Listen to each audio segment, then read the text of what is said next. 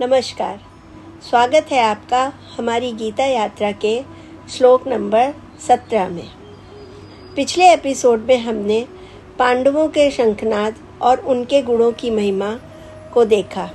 अब आगे रणभूमि के दृश्यों का विस्तार होता है।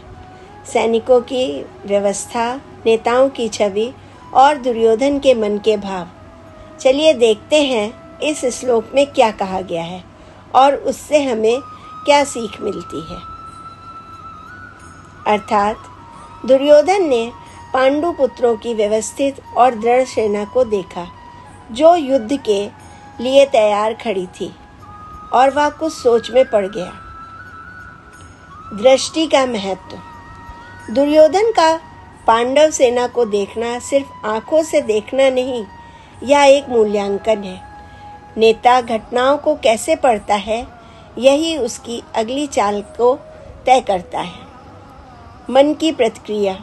दुर्योधन के मन में जो भाव उठते हैं, चिंता, असुरक्षा या डर, वे उसके निर्णयों को प्रभावित करेंगे।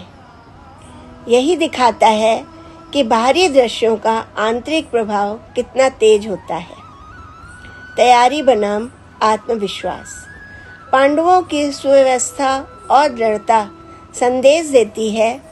तैयारी आत्मविश्वास पैदा करती है, वहीं असमंजस या घबराहट गलत निर्णयों का कारण बन सकती है। निर्णय लेने की स्पष्टता और मनोबल भी निर्णायक होते हैं। श्लोक हमें बताता है कि संघर्ष से पहले की दृष्टि और मनोव्यवस्था ही लड़ाई की दिशा तय कर देती है। आज के आत्मचिंतन की बात। जब हम किसी मुश्किल चुनौती का सामना करते हैं, क्या हमारी पहली प्रतिक्रिया डर होती है या स्थिति का शांत और सचेत मूल्यांकन? हमारे जीवन में तैयारी कितनी गहरी है और हम अपनी भावनाओं को नियंत्रित करके बेहतर निर्णय लेने में सक्षम हैं? किस परिस्थिति में आपने अचानक असमंजस में कोई निर्णय लिया जो बाद में उल्टा साबित हुआ, और अब आप उससे क्या सीखते हैं?